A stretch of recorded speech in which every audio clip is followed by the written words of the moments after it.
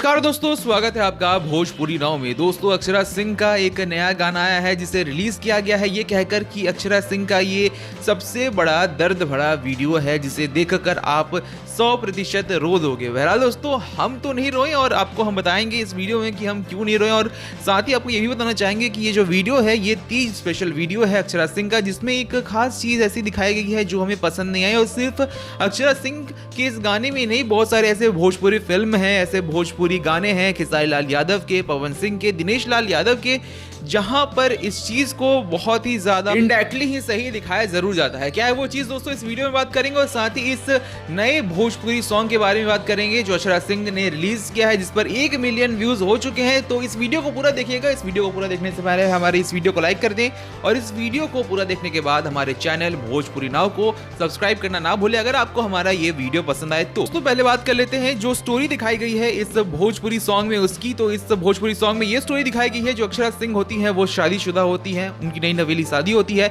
पर उनका जो पति होता है वो किसी और से प्यार करता है और फैमिली प्रेशर के कारण वो अक्षरा सिंह से शादी कर लेता है। शादी के कुछ दिन बाद जो पति होता है वो अक्षरा सिंह के पास जाता है, वो बोलता है कि मैं किसी और से प्यार करता हूं और उससे वो छोड़कर चला जाता है। मतलब पूरी तरह से छोड़कर नहीं जाता, वो घर नहीं छोड़ता है, बल्कि ये कहता है कि मैं तुम्हारे साथ कोई भी रिलेशनशिप रखना नहीं चाहता हूं। खुलेआम वो अपनी माँ के सामने ये नहीं कहता है, पर वो अक्षरा सिंह के सामने ही कहता है कि मुझे तुमसे प्यार नहीं है, मैं किसी और से प्यार करता हूँ, और पूरा कथा कहता है कि फैमिली प्रेशर के कारण मैंने तुमसे शादी की है।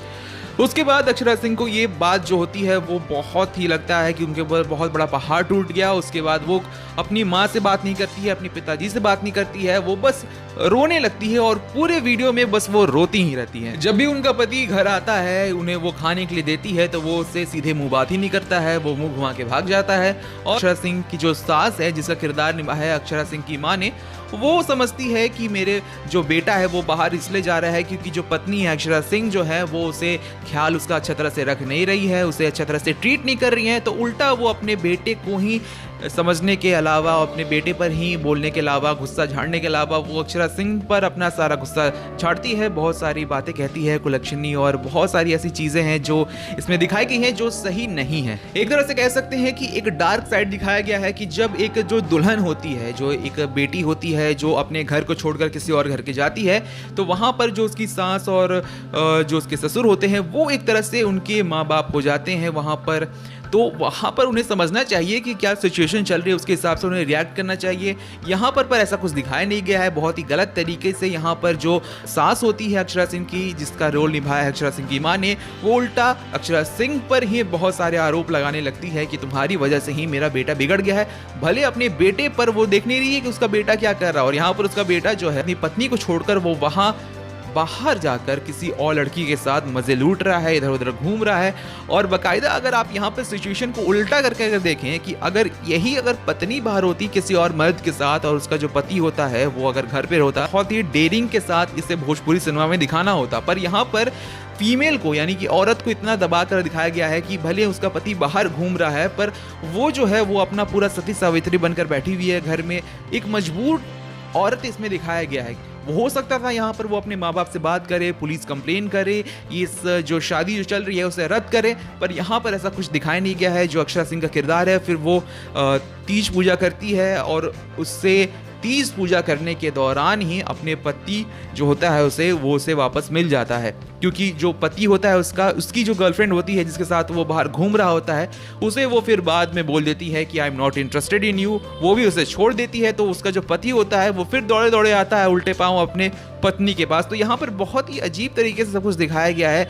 क्या ऐसा सिचुएशन नहीं होगा कि अगर कल को फिर उसकी वो जो गर्लफ्रेंड है वो वापस आ जाएगी, तो क्या गारंटी है कि वे फिर वापस नहीं जाएगा। तो बहुत सारी ऐसी चीज़ें हैं जो इसमें उलट पुलट करके दिखाई गई हैं, जो कि बहुत ही ऐसा लगता है कि जो औरत है उसे सती सावित्री का चोला पहनाकर उसके साथ कुछ भी कर दो पर वो आपके साथ कुछ भी नहीं करेगी। एक भोली गाय की तरह है वो, कि आप उसको कहीं भी बांध दो वो बंद कर वहीं पर रहेगी। तो बहुत ही गलत तरीके से यहाँ पर दिखाया गया है। एक तरह से हम कह सकते हैं यहाँ पर कि अत्याचार जो होता है औरतों पर उसे यहाँ दिखाया गया है। और जो लड़का कुछ भी करे, मतलब लड़का अगर बाहर किसी के साथ घूम भी रहा है, किसी लड़की के साथ घूम रहा है, गुलछर्रे उड़ा रहा है, भले उसकी पत्नी जो है वो शादीशुदा और उसकी पत्नी घर पर अकेली बैठी हुई है, तो उसे कोई पूछने वाला नहीं है, उसे कोई भी दोष नहीं देगा। पर वही अगर एक औरत इस तरह करे तो उसके कैरेक्टर पर बहुत सारे सवाल आ जाते हैं। तो यहाँ पर ये जो चीज़ है, ये भोजपुरी इंडस्ट्री में बहुत कॉमन चीज़ है जो बहुत ही हमें देखने मिलती है कि जो औरत होती है वो हमेशा सती सावित्री का जब चोला पहन के रहती है तभी वो अच्छी रहती है।